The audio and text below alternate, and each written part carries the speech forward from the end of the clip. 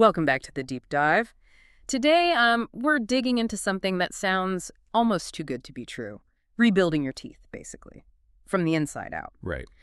Our sources are looking hard at a supplement called Restore. It claims to use specific nutrients to, well, make teeth stronger again. Mhm. The big idea is remineralizing enamel.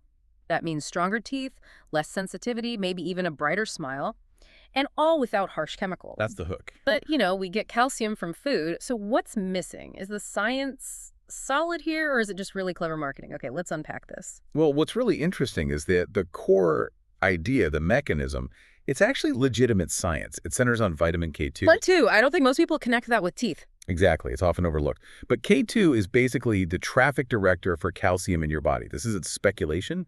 It's established biochemistry. Okay, hold on. If I eat calcium-rich foods or take a calcium supplement, why doesn't my body just, use it to fix my teeth? Why is K2 so vital? That's the crucial part. See, K2 doesn't provide calcium. It activates specific proteins. Think of K2 like flicking a switch. Okay. It turns on osteocalcin. That's the protein that literally grabs calcium out of your bloodstream and puts it into your bones and teeth. And it also activates another one, matrix GLA protein MGP, which actively stops calcium from building up where it shouldn't. Where it shouldn't, like arteries. Precisely. Without enough active K2, that calcium floating around might not reach your teeth. Instead, it can deposit in soft tissues, including artery walls. Wow. So bad K2 levels could mean less for your teeth, more trouble for your heart. That's the connection the sources highlight. It's a critical link between oral health and cardiovascular health, driven by how your body manages calcium, not just how much you have. Okay, that's a huge insight. Now, you mentioned K2 directs things, but it doesn't work alone, right? What else is needed? Correct. K2 needs backup dancers, you could say. Yeah. You need vitamin D3 that's essential for absorbing calcium from your diet into your bloodstream in the first place. Right, D3 is the gateway. Yep. And then you need magnesium. Magnesium helps regulate the whole process and is involved in activating K2 itself. It kind of prevents calcium from just flooding the system unchecked. Think of them as the mineral management trio: D3, K2, and magnesium. Got it. Now, the specific Restore formula we looked at has those, but also a few extras. Calcium, obviously, but also green tea extract, boron glycinate, and curcumin. Why add those? Good question. The core remineralization job is handled by that D3K2 magnesium axis. The others seem to be supportive players. Green tea extract and curcumin, for example, are well known for their anti-inflammatory and antioxidant properties. They might help create a healthier environment in the mouth, supporting gum health, and maybe reducing overall inflammation that could hinder repair. Boron plays a role in mineral metabolism, too. So they're creating good conditions for the main players to work. Seems to be the logic, yeah. Supporting overall oral tissue health, while the K2 directs the minerals. Okay, so this K2 mechanism, it's biochemically sound. Was this discovered recently, or did we know about this earlier? Oh, much earlier. Goes back to the 1930s, believe it or not. A dentist named Weston Price. Weston Price, I've heard that name. He studied traditional diets, didn't he? He did. Traveled the world, documented populations eating non-industrialized diets, and he found something striking. People eating foods naturally rich in certain nutrients had almost no cavities. Yeah. Like dramatically fewer than people on modern Western diets. And he figured out it was K2. Not exactly. He knew something vital was in those foods, things like organ meats, butter from grass-fed cows, fermented foods. He couldn't identify it chemically back then, so he called it Activator X. Activator X sounds mysterious. It was. Only decades later did nutritional science confirm that his Activator X was, in fact, vitamin K2.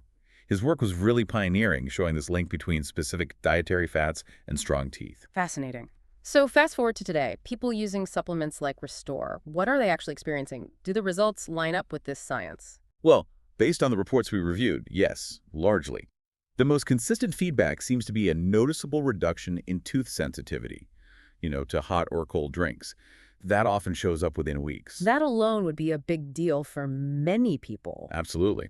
We also saw reports mentioning less plaque buildup, maybe healthier gums, and significantly, there was at least one account where someone's dentist actually confirmed an increase in enamel density after about 6 months of consistent use. Measurable change. Measurable density improvement. That's compelling. But let's manage expectations here. What are the limits? This isn't regrowing a whole tooth, is it? No, definitely not. That's the crucial context.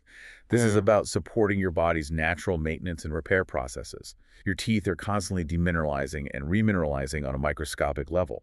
What K2 and his partners do is help tip that balance towards remineralization, strengthening the existing tooth structure. It can make enamel denser, less prone to decay, less sensitive. But it can't fix a cavity that's already formed or reverse major damage. Exactly. It's not a substitute for drilling and filling advanced decay.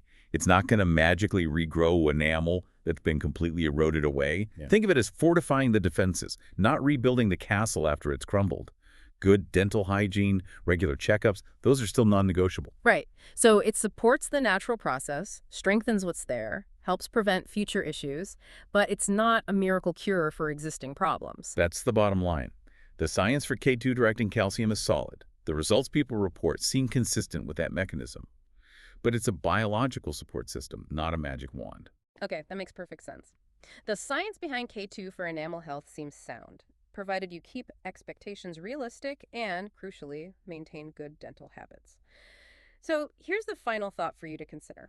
If vitamin K2 is so vital for making sure calcium goes to your teeth and bones and not into your arteries, what does the strong link between your mouth and your cardiovascular system suggest about, maybe, rethinking how we approach mineral intake?